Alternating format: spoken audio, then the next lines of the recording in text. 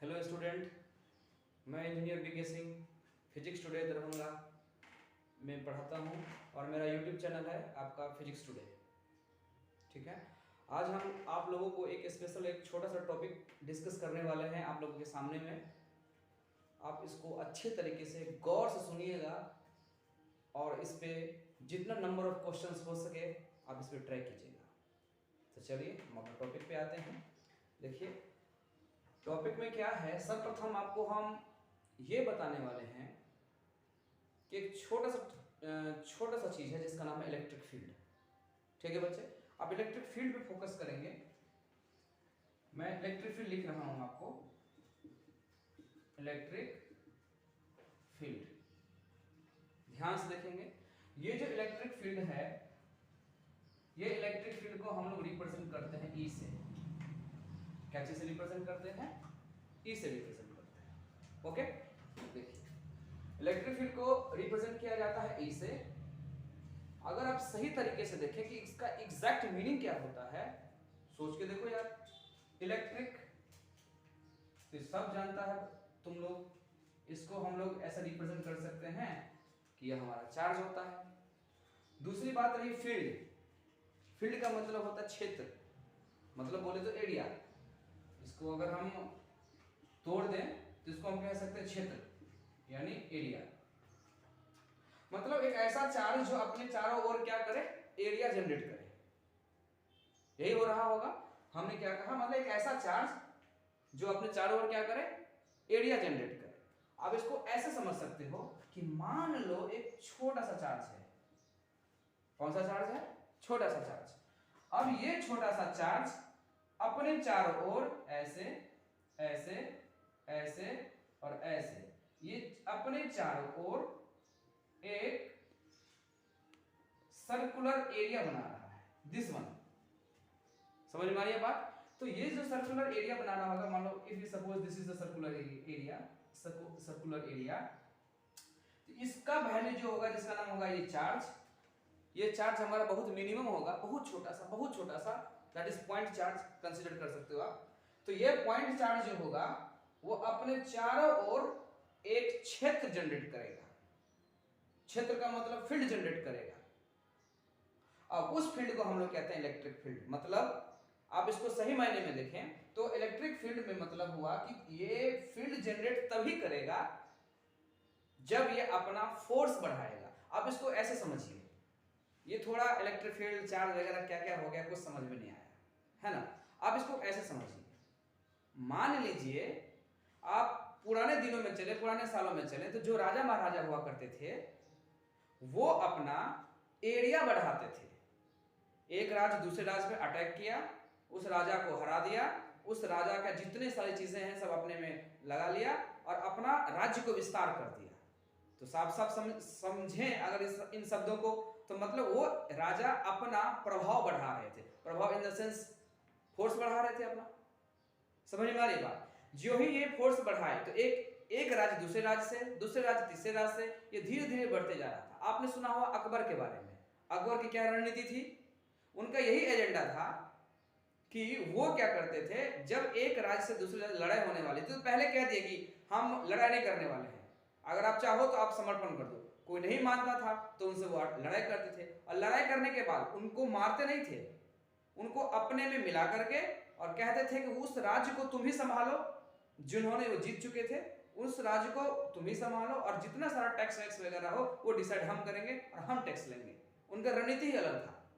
तो मतलब मेरे कहने का मतलब ये था कि कोई भी राजा अपना साम्राज्य बढ़ाने के लिए, अपना विस्तारवाद बढ़ाने के लिए, अपना फोर्स बढ़ाने के लिए अपना फील्ड भी बढ़ाएगा। बढ़ाएगा कि नहीं बढ़ाएगा? बिल्कुल बढ़ाएगा।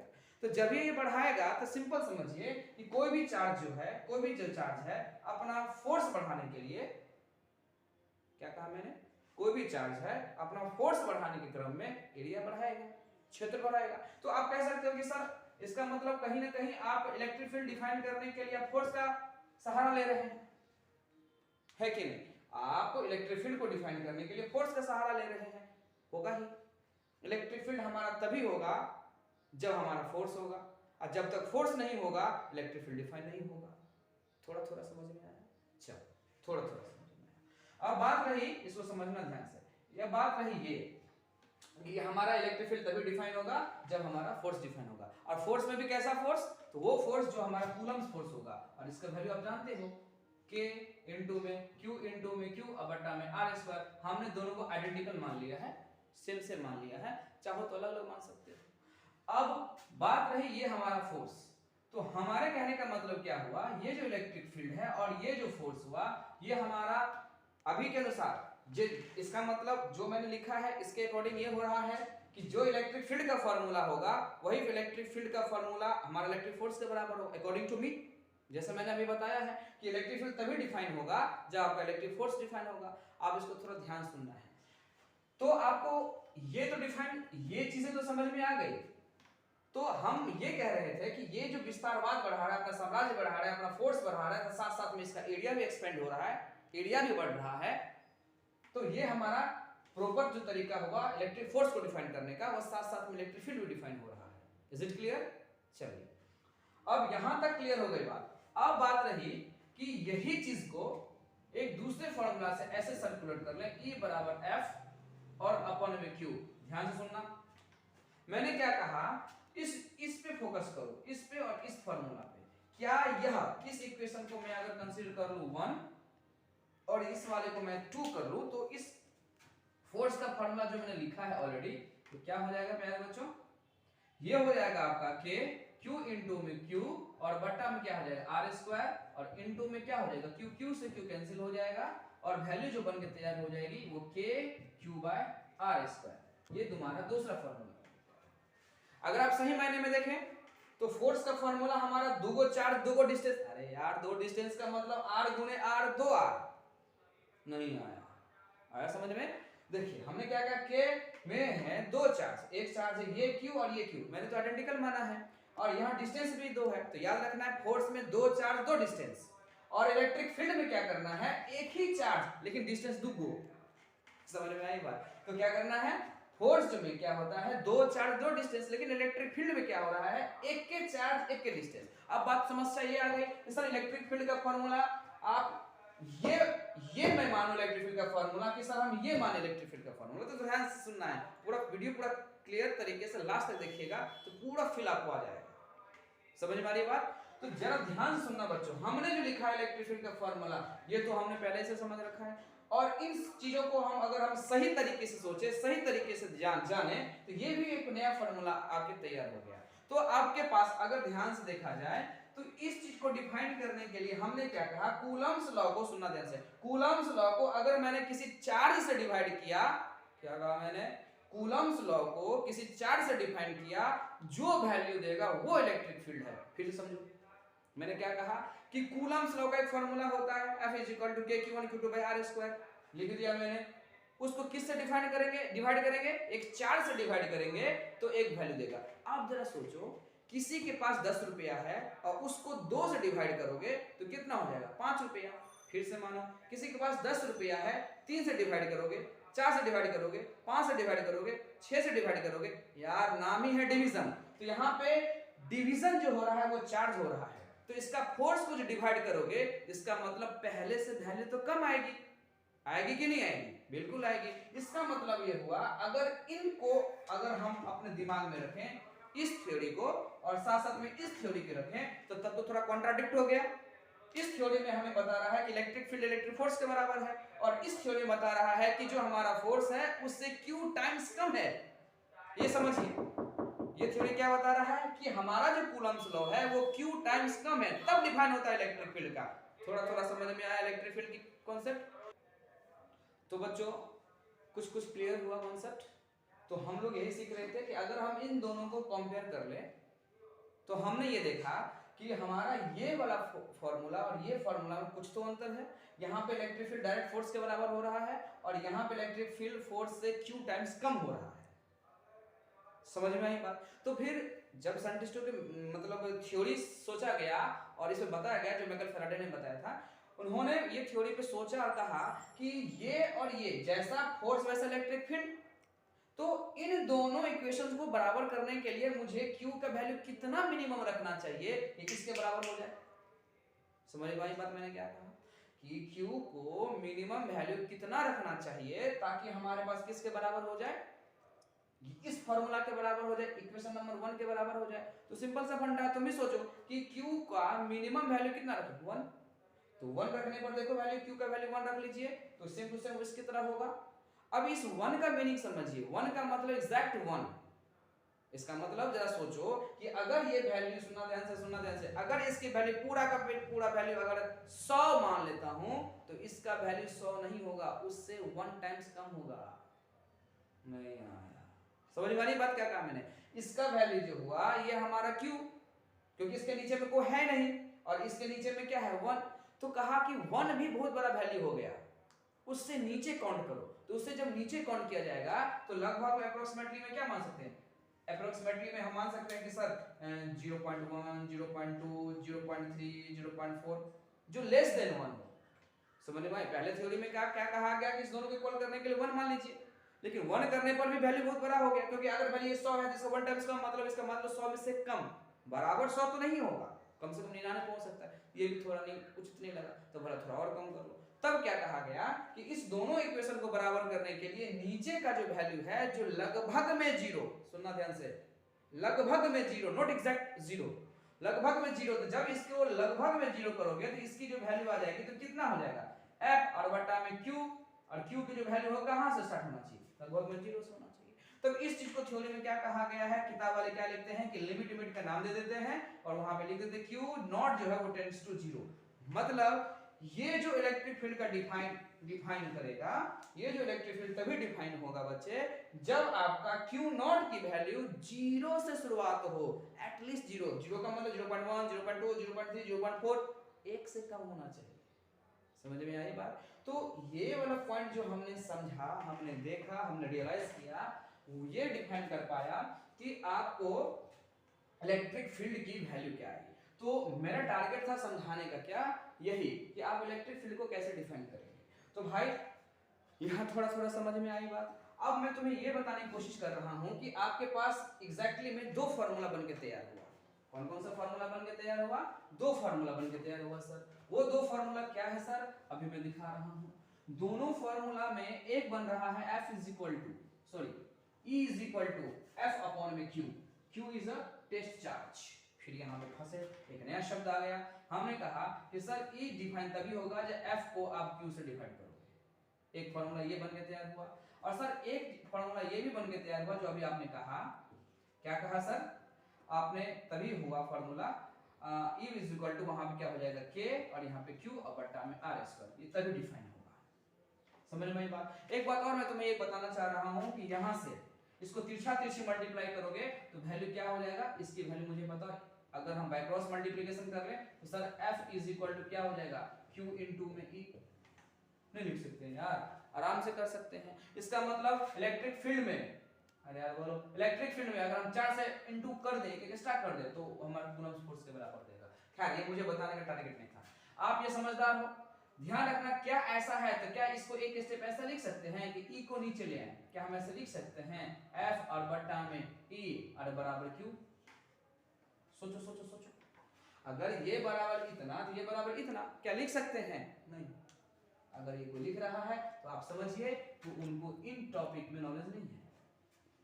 इसलिए नॉलेज नहीं है क्योंकि ये हमारा वेक्टर क्वांटिटी है और वेक्टर के पास मैग्नीट्यूड और डायरेक्शन दोनों होता है। आप किसी चीज को मैग्नीट्यूड से डिवाइड कर सकते हैं, डायरेक्शन से डिवाइड नहीं होता। Is it clear? इसलिए इस चीज को ऐसे नहीं लिख सकते। आप यहाँ पे देखिए नीचे में जो है charge is a scalar quantity, ये ऐसा हो सकता है, अगर ये वेक्टर रहता तो डिफाइन नहीं होता। तो मैंने ये इसलिए बता दिया ताकि तुम्हें कोई ऐसा हो तो देख लेना है, कोई भी किताब दुनिया में कोई किताब ऐसा लिखा ही नहीं है F अपॉन में E। हाँ ये लिख सकता है, F को अगर हम इस तरह से माने और E को हम इस तरह से माने, ये लिख सकता है क्योंकि ऊपर में इसने तीर नहीं लगाया, वेक्टर नहीं लगाया, तो ये ऐसा लिखा जा सकता है। थोड़ा थोड़ा समझ में आ रहा है, ये ऐसा लिखा जा सकता है। तो बच्चों हमने क्या कहा कि ये इस चीज में लिखा जा सकता है, इस टर्म में लिखा जा सकता है, लेकिन वेक्टर को डिवाइड करके नहीं लिखा जा सकता। ठीक है, चलो तो वहां तक ये भी बात समझ में आ गई। अब मेरा उद्देश्य था तुम्हारा ये जो फॉर्मूला बनता है ये इलेक्ट्रिक फील्ड का और ये जो फील्ड ये फील्ड का, इस दोनों में क्या फर्क है। तो बच्चों ये फॉर्मूला होता है आपको टेस्ट चार्ज के लिए, टेस्ट चार्ज के लिए, और ये होता है आपको सोर्स चार्ज के लिए। टेस्ट चार्ज और सोर्स चार्ज में क्या चीज का फर्क है? टेस्ट चार्ज का मतलब क्या होता है, सोर्स चार्ज का मतलब क्या है, आप जरा ध्यान सुनेंगे। जैसे मान लो कि मैं आपके घर पे आया खाना खाने के लिए, आपने बुलाया, तो आप बहुत खुशी खुशी होंगे कि सर आ रहे हैं, सर आ रहे हैं, ठीक है। तो आपने क्या क्या बहुत अच्छी चीज़ें बनाई, और जैसे पनीर सब्जी हुआ, वैसे मुझे पनीर पसंद नहीं है, फिर भी तुमने बनाया कि सबको पनीर पसंद होगा, तुमने पनीर सब्जी बनाई। और जब तुम बना रहे होगे तो जरूर एक बार जब चलाते हैं सब्जी, उस समय एक बार जरूर कलछुल ऐसे लेकर के टच करते होंगे, याद करिए कि पूरा पूरा सब्जी टच कर लेते हैं, नहीं ना करते हैं? क्या करते हैं आप, हल्का सा मसाला क्या है, नमक क्या है, तेल कितना पड़ा, इसके लिए आपको क्या करना पड़ता है, हल्का सा टेस्ट करना पड़ता है। तो जो पूरा सब्जी हुआ दैट इज कॉल्ड सोर्स, आज जो हल्का टेस्ट किए वो हमारा टेस्ट। Is it clear? ठीक उसी तरह से आपको समझना पड़ेगा कि पूरा ब्रह्मांड में, पूरा यूनिवर्स में अगर कोई सोर्स चार्ज है तो उसका टेस्ट चार्ज कितना होगा, बहुत कम होगा। ठीक उसी तरह सोचो कि मैंने कहा कि हमारे घर में मान लीजिए 1 किलो सब्जी है, तो 10 ग्राम 5 ग्राम, हमारा ग्राम में कह रहा हूं, वो किलो ये ग्राम में, बेसी से बेसी हुआ, ज्यादा हुआ तो मान लो 100 ग्राम, तो वो टेस्ट में निकल जाता है कि नहीं? आपके घर में चिकन मटन चलता है, अगर खाते हैं या कोई सब्जी खाते हैं तो टेस्ट करने में 2-3 आलू खत्म हो जाता है, 2-3 पीस खत्म हो जाता है। अगर मीट मछली खाते हैं तो टेस्ट में ही, पूरा का पूरा टेस्ट में तो नहीं निकल जाता। तो source charge is always greater than to the test charge. Is it clear? तो हमको ये समझ में आ गया, तो हम टेस्ट चार्ज और सोर्स चार्ज भी समझ में आ गया। तो ये हो जाता है आपको टेस्ट चार्ज के लिए फॉर्मूला। देखो ना यार, फॉर्मूला क्या है, छोटा फॉर्मूला, बड़ा फॉर्मूला, बड़ा फॉर्मूला सोर्स चार्ज। समझ में आ गया? ठीक है, तो हमने क्या किया, सिर्फ और सिर्फ तुम्हें क्या बताया, इलेक्ट्रिक फील्ड के बारे में बताया। ये कहानी यही नहीं खत्म होता है, थोड़ा सा मात्र 2-3 मिनट और सोचना है आपको। क्या सोचना है कि इलेक्ट्रिक फील्ड हमको समझ में आ गया। मैंने तुम्हें ऐसे बताया कि मान लीजिए हमारे घर में एक छोटा सा रूम या कहीं हॉल में मान लो एक अगरबत्ती तुमने जला दिया, तो उसको भाई पूरे रूम में फैलने के लिए, पूरा सरफेस एरिया में फैलने के लिए, पूरा एरिया में फैलने के लिए कुछ वक्त लगेगा, क्योंकि तो फील्ड बड़ा है। अगर वही 4 अगरबत्ती चारों कोना में डाल दो तो उसको फैलने में बहुत कम समय लगेगा। तो मुझे बताओ, किसी रूम में एक अगरबत्ती जला रहे हो और किसी सेम उसी साइज का एक रूम है, उसमें 4 अगरबत्ती जला रहे हो, किस में सुगंध ज्यादा, इंसेंस किस में ज्यादा होगा? तो ऑब्वियस बात है सर, 4 वाले अगरबत्ती में। तो क्या हम ऐसे कह सकते हैं कि एक जो अगरबत्ती है उसका स्ट्रेंथ कम था, सुगंध कम था एज कंपेयर टू 4 अगरबत्ती? तो इसका मतलब इलेक्ट्रिक फील्ड का एक और नाम से जोड़ सकते हैं, स्ट्रेंथ के रूप में हम कह सकते हैं। आप ऐसे समझिए कि एक बेंच पे 3 बच्चे और एक बेंच पे 5 बच्चे, तो उस बेंच का किसका इलेक्ट्रिक फील्ड, किसका स्ट्रेंथ ज्यादा हुआ? 5 बच्चे का स्ट्रेंथ ज्यादा, तो मजबूत है इसलिए 5 बच्चा है। थोड़ा थोड़ा समझ में आ रहा है? तो स्ट्रेंथ कह सकते हैं घोड़। तो वहां से एक छोटा सा टॉपिक निकल के आया आपका स्ट्रेंथ। क्या नाम समझ में आया? स्ट्रेंथ। अब जब इस स्ट्रेंथ को, नाम है स्ट्रेंथ, ध्यान में याद रखना इलेक्ट्रिक फील्ड। जब स्ट्रेंथ आपका, सुनना ध्यान से, जब स्ट्रेंथ यानी इलेक्ट्रिक फील्ड यानी आपका ताकत, जब स्ट्रेंथ को आप बिहेव करते हो वेक्टर के टर्म में, किसके टर्म में? आप इसको वेक्टर की तरह ट्रीट करते हो, तो that is called electric field. ये वही इलेक्ट्रिक फील्ड है जो मैं तभी से 10-15 मिनट समझा रहा हूं। मतलब जब आपका स्ट्रेंथ एज ए वेक्टर की तरह बिहेव करने लगेगा तब वो हो जाएगा इलेक्ट्रिक फील्ड, और वही स्ट्रेंथ जब आपका स्केलर की तरह बिहेव करने लगेगा तब उसका नाम हो जाता है बच्चों पोटेंशियल। थोड़ा थोड़ा समझ में आया? पोटेंशियल। पोटेंशियल, अब इस पोटेंशियल का मीनिंग समझिए कि मान लीजिए मेरे पास 2 वोल्ट की बैटरी है, उसमें मैंने बल्ब लगाया, जलाया, और मैंने एक 4 वोल्ट की बैटरी से बल्ब जलाया। तुम ही बताओ 2 वोल्ट वाला ज्यादा रोशनी देगा कि 4 वोल्ट वाला देगा? 4 वोल्ट वाला ऑब्वियस देगा, 2 वोल्ट का नहीं देगा। इसका मतलब वोल्टेज बढ़ने से, स्ट्रेंथ बढ़ने से, वोल्टेज बढ़ने से रोशनी बढ़ी, इलेक्ट्रिक फील्ड बढ़ा। तो एक घर में एक अगर बल्ब जलाते हैं उसकी रोशनी, और हम 4 बल्ब जलाते हैं उसकी रोशनी, अंतर तो होता है। तो एक बल्ब एक रोशनी जलाएगा उसका इलेक्ट्रिक फील्ड उतना ही होगा, और 4 बल्ब 4 रोशनी जलाएगा तो उसका इलेक्ट्रिक फील्ड उतना ही होगा। Is it clear? चलो, तो हमने क्या कहा, उसको पोटेंशियल से कैसे सीखना है कि जब एक बैटरी तो बैटरी का ऐसा यूनिट वोल्ट होता है, वोल्ट मेजर करते हैं। तो जब पोटेंशियल को वोल्टेज मिले, एक बैटरी का वोल्ट, 2 वोल्ट का बैटरी है, वो एक बल्ब को जला रहा है, ठीक उसी तरह 4 वोल्ट की बैटरी उसी बल्ब को जलाएगा तो रोशनी ज्यादा होगा, ऑब्वियसली ज्यादा होगा। इसका मतलब है कि जब हमारा स्ट्रेंथ वेक्टर की तरह ट्रीट हो तब हो जाएगा इलेक्ट्रिक फील्ड, और जब तुम्हारा स्ट्रेंथ किसकी तरह बिहेव करने लगे, स्केलर की तरह बिहेव करने लगे तो आप इसको क्या मानिएगा, पोटेंशियल। इसका मतलब ये हो गया, ये 2 पॉइंट तो क्लियर हो गया। तीसरा और आखिरी पॉइंट, और जब ये बिहेव करने लगे थोड़ा किसकी तरह, ग्राफिकल के रिप्रेजेंट करने लगे, किसकी तरह रिप्रेजेंट करने लगेगा, ग्राफिकल की तरह करने लगेगा, तो इसका नाम है इलेक्ट्रिक फील्ड इंटेंसिटी। और यहीं से स्टार्ट होता है खेल तुम्हारा इलेक्ट्रिक फील्ड लाइन का। ठीक है बच्चे, तो आज हम इतने सारे टॉपिक्स में ये अब ओवरऑल कवर कर लिए कि इलेक्ट्रिक फील्ड क्या होता है, इलेक्ट्रिक फील्ड का नेचर किस तरह से होता है, जो मैंने बताया। इलेक्ट्रिक फील्ड हमारा अगर वेक्टर रहा, सॉरी स्ट्रेंथ अगर वेक्टर रहा तो इलेक्ट्रिक फील्ड होता है, स्ट्रेंथ अगर स्केलर हुआ तो इलेक्ट्रिक पोटेंशियल हुआ, जो सेकंड चैप्टर में पढ़ा जाएगा। और तीसरा जो है, जब ग्राफिकल रिप्रेजेंट करना हो तो इलेक्ट्रिक फील्ड इंटेंसिटी होती है, जिसका नाम है इलेक्ट्रिक फील्ड लाइन, जो आगे हम लोग पढ़ेंगे। ये सारा गिवन था आपका माइकल फैराडे के द्वारा। तो आज फर्स्ट वीडियो में फर्स्ट लेक्चर था आज जो मैं डाल रहा हूँ YouTube पे आपका। ये तो आपके इलेक्ट्रिक फील्ड के बारे में जानकारियाँ दी, मैंने कुछ लिखाया उठाया कुछ नहीं, बस मैंने समझाया है। और नेक्स्ट वीडियो में जो मैं डालूंगा उसमें बताऊंगा इलेक्ट्रिक फील्ड क्या होता है, इस पे क्या कितने तरह के फोर्स एक्सपीरियंस होते हैं, इलेक्ट्रिक फील्ड लाइन क्या होता है, इन सब चीज़ों के बारे में वहाँ पर डिस्कशन किया जाएगा। ठीक है, बहुत बहुत धन्यवाद धन्यवाद धन्यवाद।